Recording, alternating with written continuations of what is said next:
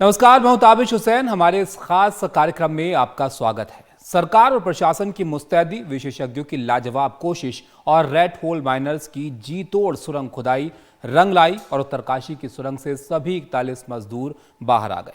ये बेहद खुशी की बात है, लेकिन इसके साथ ही वो वक्त भी आ गया है कि हम जरा ठहर कर सोचें कि उत्तराखंड के पहाड़ों से छेड़छाड़ मानवता के लिए कितना महंगा पड़ रहा है और आगे कितना महंगा पड़ने वाला है। यूं तो हिमालय सबसे नया पहाड़ है, उसमें भी उसकी उत्तरी हिस्सा जो है, जिसमें उत्तराखंड भी आता है, वो और भी नया और मुलायम है। इसलिए सुरंग कांड के बाद हमें पहाड़ की चित्कार को सुनना चाहिए।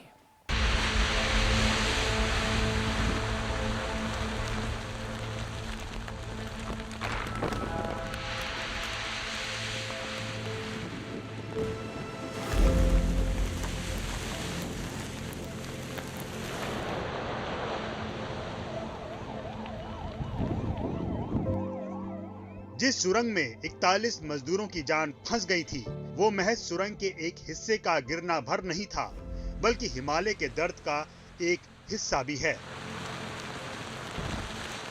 हिमालय के एक हिस्से का दरकना सिर्फ उसके भुरभुरे पत्थरों का टूटना भर नहीं है, बल्कि घायल हिमालय की चीत्कार है।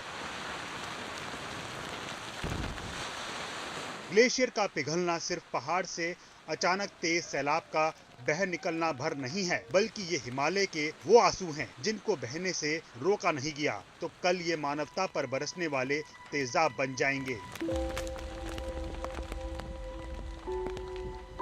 आज हिमालय चीत्कार रहा है, वो पुकार रहा है कि उसको और ज्यादा घायल ना करो। इंसान के लिए कुदरत किसी मां की तरह होती है। हिमालय हिंदुस्तान के लिए सुरक्षा का कवच ही नहीं, जिंदगी की हिफाजत का हलफनामा भी है। लेकिन उसके पहाड़ों पर इंसान के बेरहम निर्माण ने उसको वैसे ही छलनी कर दिया है, जैसे किसी इंसान के शरीर पर चाकू चला दिया जाए। उत्तरकाशी में सुरंग का वही हिस्सा गिर गया था जिसमें नमी ज्यादा थी और जो भुरभुरा था। फिलहाल 41 मजदूरों के सही सलामत निकल जाने की खुशी है, लेकिन हिमालय के रंज को हमें भूलना भी नहीं चाहिए। प्रकृति के प्रेम और उसको लेकर हमारी लापरवाही को विशेषज्ञों ने भी भांप लिया है। सुरंग के अंदर लोग थे, लोगों को बाहर निकाल लिया गया है। अब मुझे अच्छा लग रहा है। अब हमें नहीं पता कि आगे क्या क्या होगा, लेकिन पहाड़ हमें नम्रता सिखाते हैं। 41 लोग बगैर चोट लगे घर आ गए, ये अच्छी बात है। उत्तरकाशी की जिस सुरंग की तरफ 17 दिनों तक दुनिया की नजरें पड़ी थी, वो पूरा इलाका ही भूकंप और भूस्खलन का क्षेत्र है। वहां के कमजोर चूना पत्थर भूस्खलन और अचानक बाढ़ के खतरे को और बढ़ा देते हैं। वहां आज भी पहाड़ की प्रकृति और प्रवृत्ति में बदलाव और अस्थिरता है। इसीलिए ऐसे इलाकों में कोई भी निर्माण कार्य जोखिम भरा होता है। इस बात को केंद्रीय सड़क परिवहन और राजमार्ग मंत्री नितिन गडकरी बेहतर तरीके से समझते हैं। ये घटना ने भी हमको सीखने के लिए बहुत कुछ मिला है। अब हम लोग इसके बारे में टनल का सेफ्टी ऑडिट भी करने वाले हैं और टेक्नोलॉजी के साथ कैसे हम लोग ज़्यादा से अच्छी टेक्नोलॉजी का उपयोग कर सके, ये भी कोशिश करेंगे। हिमालय का स्टाटा बहुत ही फ्राजिल है और इसीलिए स्वाभाविक रूप से वहाँ काम करना भी बहुत कठिन है, पर इसके ऊपर हमको उपाय ढूंढना होगा। हम निश्चित रूप से उपाय ढूंढेंगे। हिमालय के पहाड़ टूट रहे हैं, हिमालय के ग्लेशियर पिघल रहे हैं।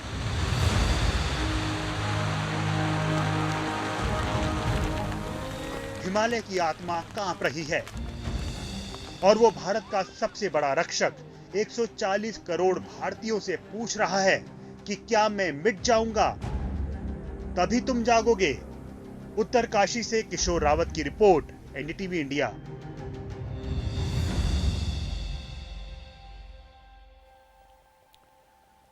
उत्तराखंड के पहाड़ बार बार बड़े खतरे की आहट सुनाते हैं।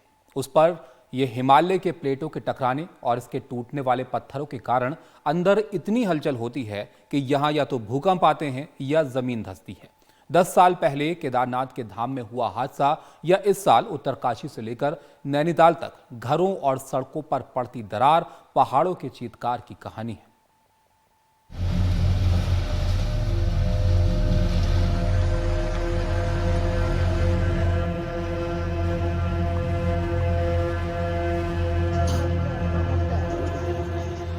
10 साल पहले भगवान केदारनाथ के धाम में जिस तरह बादल फटे थे, वो बर्बादी का सबसे खौफनाक मंजर पहाड़ पर ले आए थे।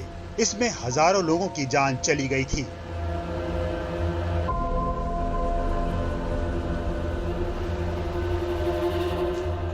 और 10 साल बाद जोशी मठ से लेकर नैनीताल तक तमाम घरों में दरारें आईं और कई जगहों पर घर गिरकर मिट्टी में मिल गए, कई जगहों पर खतरे की घंटी बज गई। यानी कुदरती आपदा बार बार इंसान के दर पर आकर दस्तक दे रही है और ये बता रही है कि अब नहीं सुधरे तो शायद फिर सुधरने का मौका ही ना मिले। हिमालय तो बहुत समय से धंसता आ रहा है। हमने क्या किया है कि हम जो धंसने वाली जगह को ऑक्यूपाई करते जा रहे हैं, इसलिए हम नोटिस ज़्यादा कर रहे हैं। इसके अलावा जो दूसरी बात है जिसके कारण हम ये ज़्यादा नोटिस कर रहे हैं या ज़्यादा हो रहा है, वो ये है कि हम प्रकृति को कई मामलों में के साथ समझौता नहीं कर रहे, हम उसके हिसाब से नहीं रह रहे। नवंबर के इस जाते महीने में उत्तरकाशी में सुरंग के धंसने की घटना हुई तो इस साल की शुरुआत में वहां अचानक 600 से ज्यादा घरों में दरारें आ गई थी। अचानक जमीन के अंदर से पानी की धारा फूटने लगी। वो मंजर आने वाले खतरे की आहट थी। ये बात तो सच है कि टनल के कारण वाटर टेबल एक्वीफर पंक्चर हुआ है, वहाँ पानी ड्रेन हुआ है। इसके अलावा टनल निर्माण में जो ब्लास्टिंग हुई है उसकी वजह से भी दरारें बड़ी होंगी। डायरेक्ट इस इवेंट का सीधे टनल से कोई वो न चला हो, लेकिन टनल निर्माण के दौरान जो डिस्टर्बेंसेस हुए हैं उसका तो सीधे कहीं ना कहीं ट्रेन पे असर तो पड़ता ही है। उसी तरह 2-3 महीने पहले नैनीताल की अलमा पहाड़ी पर 4 मकान जमींदोज हो गए। साथ ही खतरा इतना बढ़ा कि 10,000 घर खतरे की जद में आ चुके हैं। रोड टूट गए, कहीं पे रोड नहीं है, बच्चों की बस जाती थी वो भी बंद होगी, कहीं पे भी नहीं है जगह ना आने का ना जाने का कहीं भी। उत्तराखंड में जोशीमठ, नैनीताल, उत्तरकाशी, रुद्रप्रयाग, चंपावत जैसे तमाम शहर उस जोन में आते हैं जहां जमीन धंसने की घटनाएं बहुत तेजी से होती हैं। हिंदुस्तान टाइम्स की एक रिपोर्ट के मुताबिक उत्तराखंड में 2015 से अब तक 3,601 बड़े भूस्खलन हुए हैं, लेकिन 2015 में जहां जमीन धंसने की 32 घटनाएं हुई थी तो 2022 में 245 बार बड़े भूस्खलन हुए। वहीं इस साल यानी 2023 में भूस्खलन की 1,173 घटनाएं हुई हैं। इन 8 वर्षों में जमीन धंसने की घटना से 266 से ज्यादा लोग मारे गए और 178 लोग घायल हुए। हिमालय अगर दुनिया का सबसे विशाल पर्वत है तो सबसे नया भी है। इसके अस्तित्व में आए अभी 4 से 5 करोड़ साल ही हुए हैं। ये पहाड़ भारतीय प्लेट और यूरेशियन प्लेट के टकराने से बने थे। आज भी भारतीय प्लेट यूरेशियन प्लेट के नीचे खिसकती है। इसीलिए ऐसे प्राकृतिक बदलाव भी हिमालय में जमीन धंसने या भूकंप आने का सबब बनते हैं।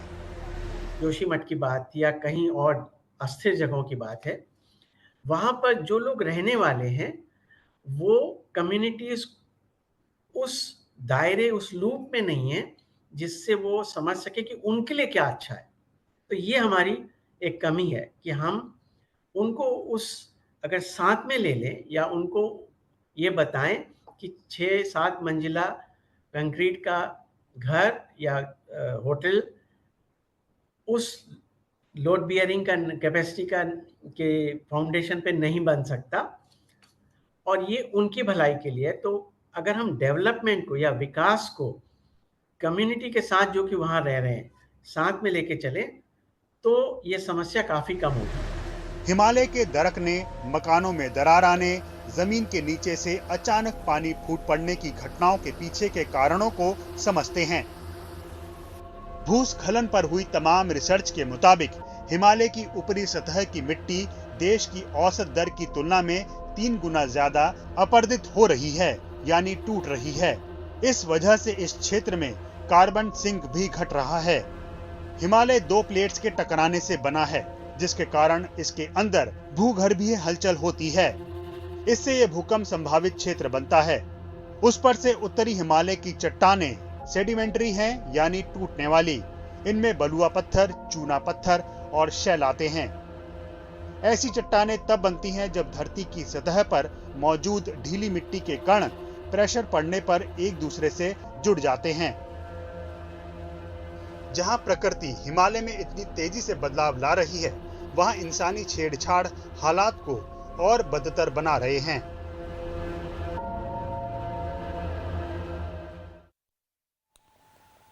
तो आपने देखा किस तरह के खतरे यहाँ पर पैदा हो रहे हैं। अब आप सोच रहे होंगे कि इसके पीछे की वजहें आखिर क्या हैं।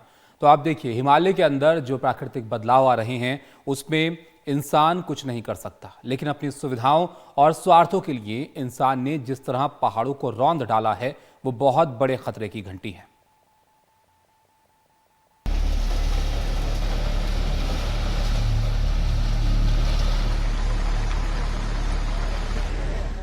कुछ तो कच्ची चट्टानों का भुरभुरापन हिमालय में कंपन और टूटन का कारण बनता है, लेकिन बेहिसाब विकास कार्य हिमालय के दर्द को और बढ़ा देते हैं। हिमालय में भी हिमाचल और उत्तराखंड के पहाड़ उम्र के हिसाब से काफी नए हैं। इसके कारण इन पर होने वाले विकास कार्यों से पहाड़ों का भार संतुलन बिगड़ता है। हाइड्रो पावर प्रोजेक्ट्स, सुरंगों और सड़कों के निर्माण के लिए तेज विस्फोट, ड्रिलिंग आदि से पैदा होने वाला कंपन भी पहाड़ों को हिला देते हैं। साथ ही बढ़ती आबादी और उनके लिए जरूरी सुविधाओं के इंतजाम में ग्लोबल वार्मिंग का असर हिमालय पर भी पड़ रहा है। उस पर से नासा की करीब 3 साल पुरानी रिपोर्ट के मुताबिक तापमान में हो रही बढ़ोतरी से चीन और नेपाल के सीमावर्ती इलाके में भूस्खलन की गतिविधि बढ़ रही है। यहाँ पर एक ब्रेक के लिए हम रुकेंगे। ब्रेक के बाद उत्तरकाशी का जो अभियान रहा उसमें जिन लोगों की वजह से यहाँ पर कामयाबी मिली उन पर एक नजर डालेंगे। चल लौटते हैं।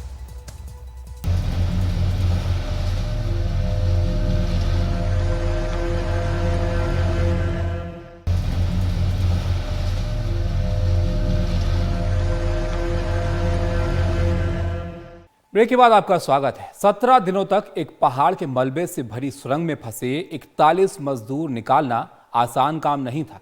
यह सिर्फ साधनों से संभव नहीं हुआ, ये उन लोगों की मेहनत से भी संभव हुआ जिन्होंने एक दूसरे का हाथ थामकर ये बड़ा लक्ष्य हासिल किया और एक मिसाल कायम की।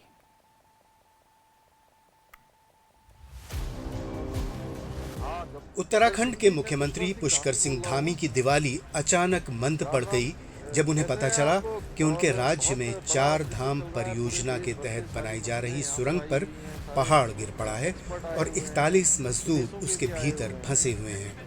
तब से मंगलवार शाम तक पूरा बचाव अभियान जैसे उनके नेतृत्व में चलता रहा। पहला मजदूर निकला और उसके साथ भी वो नजर आए। लगातार सुरंग तक आना जाना, मजदूरों के लिए साधन जुटाना, मशीनें मंगवाना, फंसे हुए मजदूरों से बात करना, ये सब उन्होंने किया। इस बचाव अभियान के सबसे बड़े नायकों में वो हैं। जैसे जैसे जरूरत पड़ती गई वैसे वैसे लोगों को वहां पर बुलाया जाता रहा, क्योंकि ये पहली ऐसी घटना हुई है। कोई ऐसा तो है नहीं कि पहले से कोई घटना इस प्रकार की होगी, किसी को ऐसा अनुमान था। तो जैसी जरूरत पड़ी है वैसा काम इसमें हुआ है। अभी तक जितने भी रेस्क्यू अभियान हुए होंगे उसमें से एक कठिनतम में से एक यह भी रहा, और इसमें सारी टेक्नोलॉजी, सारे विशेषज्ञ उत्तराखंड के अंदर पहुंचे। पूर्व सेनाध्यक्ष और सड़क परिवहन राज्य मंत्री जनरल वीके सिंह ने सेना में रहते हुए कई चुनौतियों का सामना किया, लेकिन ये चुनौती कुछ अलग थी। दुश्मन नहीं था, अपना ही था, लेकिन अपने ही पहाड़ से लड़ना था। उन्होंने भी लगातार स्थितियों पर नजर रखी और मजदूरों के साथ ही निकले। हमारे मंत्रालय का काम था और एक प्रधानमंत्री जी ने 2014 के बाद देश को एक गारंटी दी है कि कोई कहीं फंस जाएगा तो भारत सरकार उसको निकाल कर लाएगी। तो इस गारंटी के ऊपर हमको भी तो अमल करना है ना। इस पूरे बचाव अभियान पर नजर रखने वालों में सड़क परिवहन मंत्री नितिन गडकरी भी रहे। ये उनकी निगरानी का ही असर था कि उनका महकमा लगातार चुस्त और मुस्तैद बना रहा। ठीक जिस वक्त मजदूर निकाले जा रहे थे, उन्होंने ऐलान किया कि इस परियोजना की फिर से समीक्षा की जाएगी। ये घटना ने भी हमको सीखने के लिए बहुत कुछ मिला है। अब हम लोग इसके बारे में टनल का सेफ्टी ऑडिट भी करने वाले हैं और टेक्नोलॉजी के साथ कैसे हम लोग ज्यादा से अच्छे टेक्नोलॉजी का उपयोग कर सके, ये भी कोशिश करेंगे। नीरज खैरवाल उत्तराखंड सरकार के सचिव हैं। उन पर मुख्यमंत्री पुष्कर धामी ने बड़ी जिम्मेदारी सौंपी थी। उन्हें तमाम एजेंसियों के बीच तालमेल के लिए नोडल ऑफिसर बनाया गया।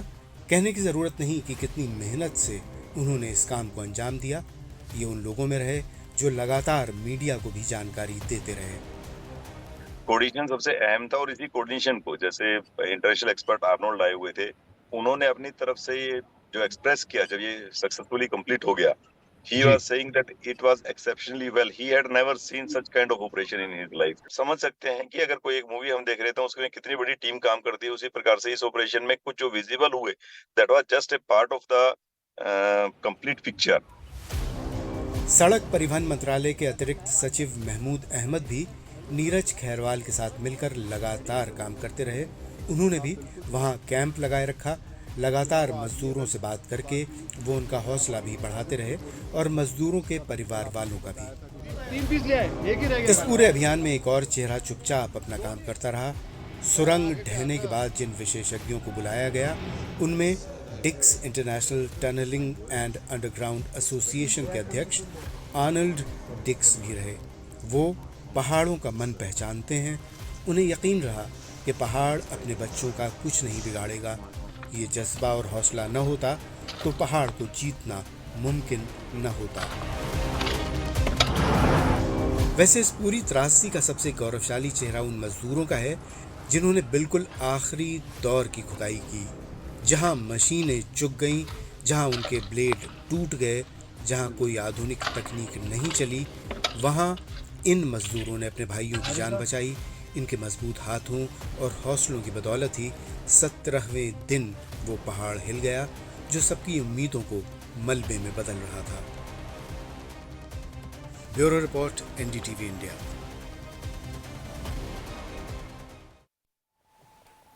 तो सुरंग में फंसे इन लोगों को निकालने का जो अभियान है ये 17 दिन चला और इसमें आपने देखा कई तरह की कोशिशें जो है वो की गई। ऑगर मशीन से ड्रिलिंग की गई, जब वो भी कामयाब नहीं हो पाई तो यहाँ पर जो रेड माइनर्स हैं उनको इस काम में लगाया गया और जो आखिरी मंजिल है वो इन लोगों ने पार की। कितनी मेहनत इन्होंने की और जो आखिर में दिक्कतें थीं उनको कैसे हमने पार किया, ये जानने की कोशिश हमने की। जो रेड माइनर्स जिनको कहा जा रहा है उन लोगों से बात की, वो आपको दिखाते हैं। मन में ये चल रहा था हमारे, जो 41 बंदे वहां पर फंसे हुए जो थे उनको निकालना हमारा एक टारगेट बन गया था, हमारा मिशन बन गया था एक। उनको हमें निकाल के ही लाना था। जब हम उसके अंदर गए, उसकी सिचुएशन देखी पाइप की, तो हमने बोल दिया हम निकाल देंगे इनको 24 घंटे में। हमने 24 घंटे का टाइम दिया था उनको। ऐसा है, दिल्ली में ऑक्सीजन आपको तो पता ही है कितना प्रदूषण है ना। और यहाँ पे क्या प्रदूषण इतना है नहीं, जो गाड़ी घोड़े इतने नहीं चलते, तो इसलिए इधर पाइप में प्रदूषण कम था और थोड़ा बहुत था भी, तो हमने उसे कंट्रोल ठंडा एरिया कर लिया। ये ठंडा एरिया है, बहुत अच्छी जगह है, इसलिए हम उसमें काम भी कर चुके। और सारे हमें यहाँ के मुख्यमंत्री साहब हैं, उन्होंने हमें टोटल फैसिलिटी दी थी, किसी चीज की कोई दिक्कत नहीं दी। से मिलने भी आते थे वो, यहाँ पे 5-7 बार आए। और जो दिक्कतें आई थी, दिक्कतों का सामना हमें करना पड़ा, क्योंकि वो 41 लड़के फंसे हुए थे जो हमारे वर्कर थे। वो उम्मीद है आप यहां पर समझ पाए होंगे कि हिमालय में क्या कुछ चल रहा है, हिमालय की चीत्कार की वजह आखिर क्या है। इसी के साथ आप इस खास बुलेटिन में इतना ही। यहां पर आप इजाजत दीजिए मुझे। बाकी बुलेटिन, बाकी खबरों के लिए आप देखते रहिए एनडीटीवी इंडिया। नमस्कार।